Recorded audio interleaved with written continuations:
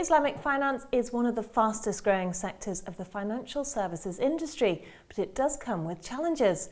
Joining me now is Harris Irfan, author of Heaven's Bankers, Inside the Hidden World of Islamic Finance, and Managing Director at European Islamic Investment Bank. Well, Harris, let's start with the name of your book, Inside the Hidden World of Islamic Finance. Now, this makes it sound very mysterious, secretive even, and surely this is contrary to what people want from their financial services. A lot of friends and family ask me about Islamic finance. Many of them say, look, I looked at Islamic finance and it didn't look very different from conventional finance to me. So really, what is it that you guys do that is different? And I have a lot of sympathy with that argument, and I wanted to demystify that argument and explain to people how this world actually works. Well, does ethics and religion, for that matter, really have a place in modern day business? In my opinion, it's of critical importance, and no better demonstration is the last few years that we've seen the short-termism that's in the conventional banking industry has caused an implosion.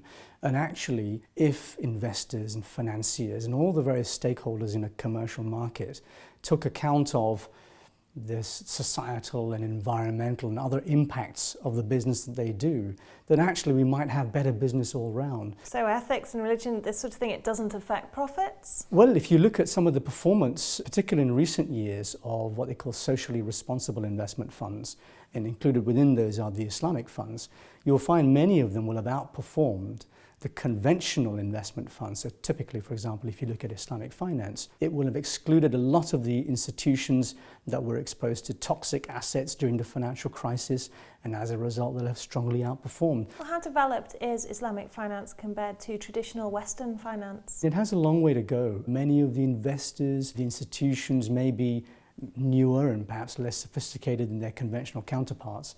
So you could say that it has a fair way to go. I think one of the dangers is that it might stagnate as a result of the attempt to replicate the conventional banking industry. And actually, I think it needs to forge its own path and demonstrate to a wider investment base and a wider community that actually there's something good and proper and right here, and it can forge a new path, and it needn't be like the conventional industries. Islamic finance was largely seen to be immune to the financial crisis, but the Malaysia-based Islamic Financial Services Board has recently questioned financial ratios of Islamic financial institutions. So could Islamic finance be headed for its own crisis? It's unlikely, because although the IFSB are quite correct in identifying that certain institutions have let's say a larger exposure to certain types of assets, like real estate in the Middle East, for example, and therefore is perhaps overly exposed to one area.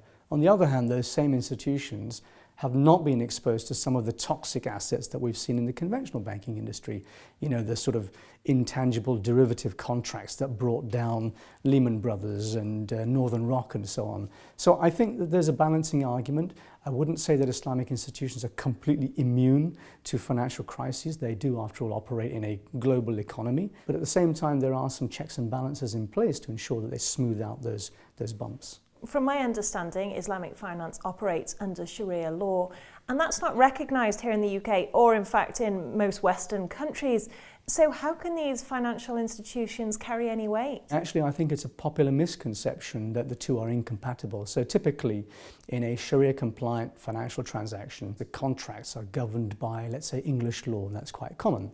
But the basis on which this commercial deal has been constructed would be according to a set of ethical parameters, which are the parameters of Sharia law. So those parameters might be fairness and justice and transparency, no unjust enrichment for one party over another. These are all good principles, and they're definitely not incompatible with English law, for example. And I think that actually, if one looks very, very closely, one will see that there are aspects of English law which have borrowed very heavily from the work of, say, 11th and 12th century jurists from the Islamic world, who developed concepts like trust law and agency law and so on, and some of the commercial devices that we use today. Well, Muslims account for 22% of the world's population, and that number keeps on growing. So how prominent do you see Islamic finance in the coming years for the Western world? It will be, I think, not just important for Muslims, but I think it'll also be important for non-Muslims. Broad-minded individuals who are looking for a fairer society, a society in which there is a much more even distribution of wealth, where the gap between rich and poor is much less. You know, what we've learnt from Islamic finance can be applied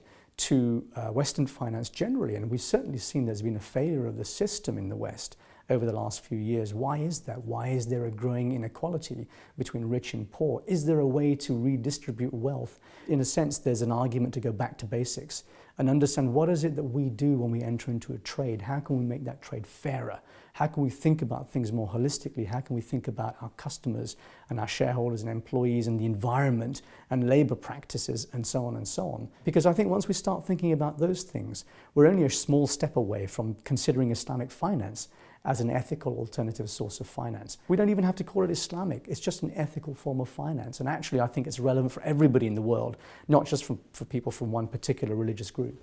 Well, banks are embracing ethical finance more. You've got more corporate social responsibility, so isn't this the same thing? No, I think that that's very much a sort of PR puff. I've been a part of these institutions for 20 years and I've seen CSR come and go, and I've seen PR within these organizations. And it's very much about making sure something gets seen in the annual report rather than something actually grassroots taking place. If banks really wanted to change the way they did business, they wouldn't stick with the status quo. I actually think that banks are not the leading light as far as ethics are concerned. I think that we ought to be looking beyond those types of financial institutions, and we ought to be involving people outside of the traditional debate. Why aren't we talking to the people who are involved in the Occupy Wall Street protests? Why aren't we talking about the anthropologists? Why aren't we talking to the social scientists? We seem to be very fixated on talking only to the central bank governors and the politicians. But really the man and woman in the street is not having his or her voice heard. You have a wealth of experience in traditional banks, so how seriously do you think they take Islamic finance? They see it seriously when the money's good. They see it as a fad when the money's not there. That's why I think that those who are in it for the long term, those who sincerely believe the ideology of Islamic finance, and those who are institutions who are Sharia compliant by their nature and therefore are in it for the long term, they're the ones I think who will carry that flag. Harris, thank you. Thank you.